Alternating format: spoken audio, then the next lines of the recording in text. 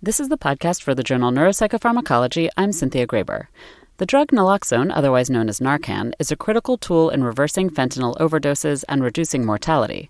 But now fentanyl is appearing on the streets adulterated with a drug called xylazine. So xylazine is an adulterant. It's typically used as a animal anesthetic within surgeries and is not approved for human use. We've seen this increase, though, of xylazine appearing within opioid use populations within samples of seized drug supplies, positivity within urine samples from folks in treatment and other programs.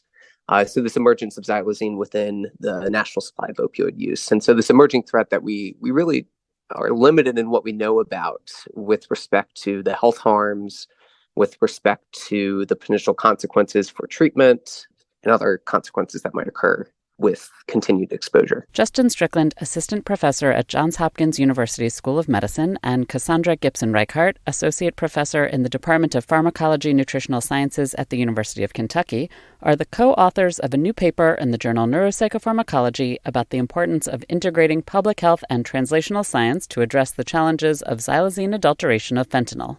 Dr. Gipson-Reichardt, what's the potential public health impact of this adulteration? They think that it's leading to potentially exacerbating overdose deaths. But again, like Justin said, we don't necessarily know enough about that because right now, Narcan is a first-line treatment to reverse opioid overdose. But xylazine is actually a different compound. It works on alpha-2 adrenergic receptors as an agonist.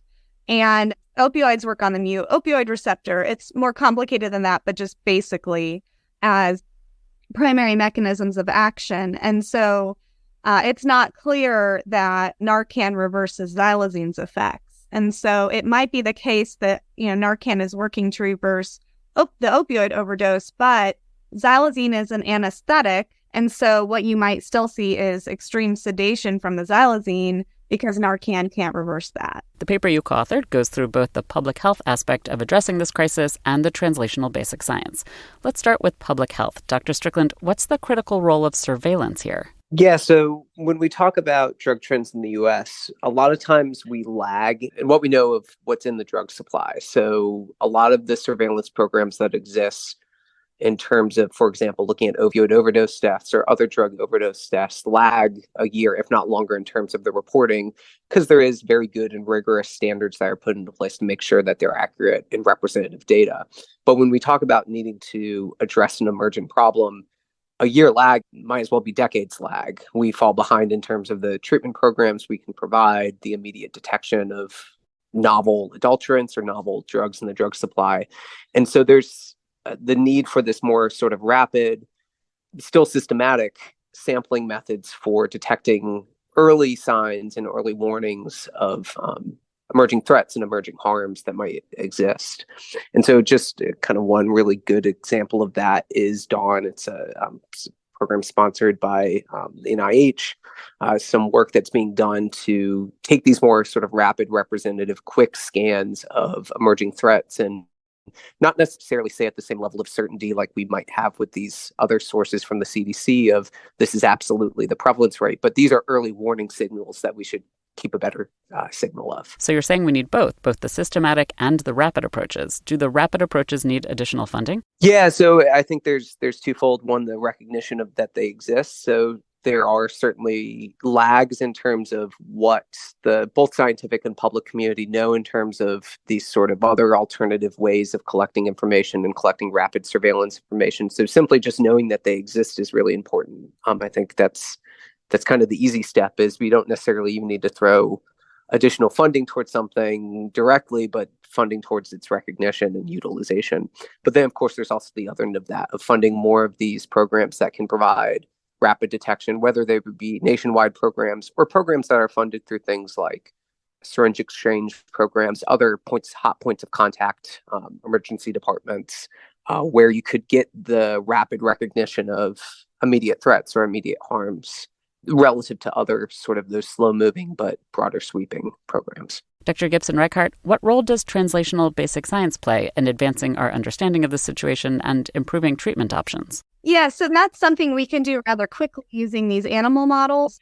So we can use basic science to rapidly start to answer some of these questions. So we can use animal preclinical models to try to translationally evaluate levels of xylazine and fentanyl that might be used clinically in persons who inject drugs, and try to recapitulate some of the biology to find targets to potentially develop new treatments, and also just figure out what xylazine is doing to fentanyl, whether it's suppressing intake for different reasons, and try to figure out what those systems are so that we can better pinpoint potential treatment options. And so that's what my lab is doing currently. And what have you seen in the lab?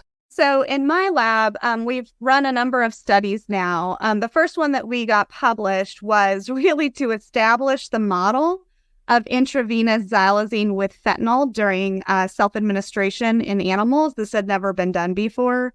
And so we were able to establish that model and get doses set. And then we wanted to evaluate both self-administration, so how does xylazine change intake of fentanyl? And then also we wanted to look at withdrawal. So in my lab, we measure somatic signs of withdrawal, and you can look at that across different times. So there's an acute withdrawal syndrome, and then there's also a more protracted or prolonged withdrawal syndrome. And so we looked at fentanyl without xylazine and compared it to fentanyl with xylazine.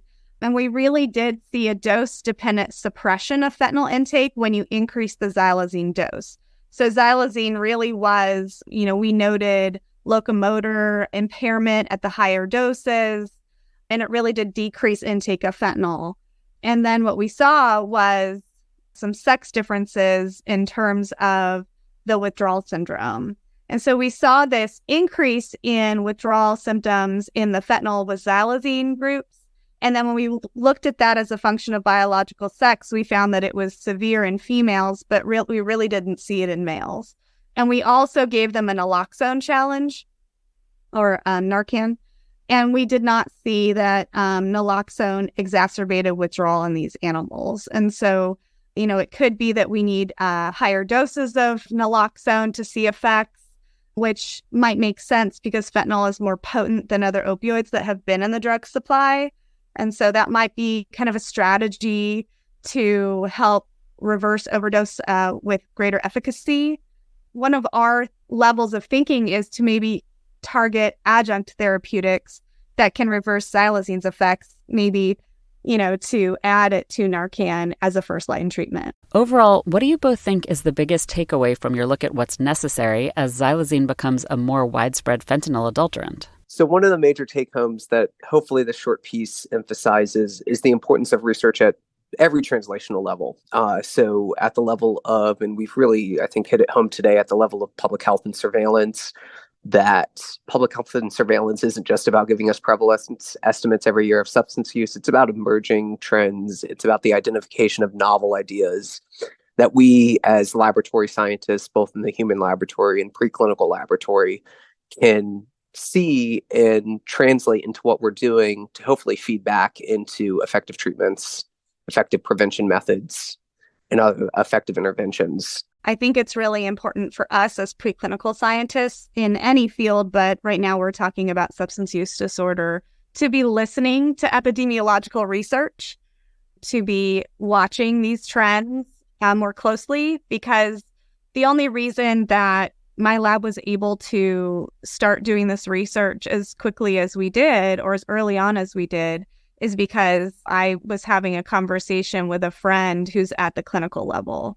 And so I do think it's important for us to be following that literature and to be talking to each other more. I think one of the silver linings, or one of the positive aspects about some of the effective treatments that we do have, is that it's not that they necessarily won't work in the context of xylazine. So I think Narcan is the brand name. Naloxone is the more generic name. The presence of xylazine, as far as we can tell, won't necessarily stop that effect on fentanyl.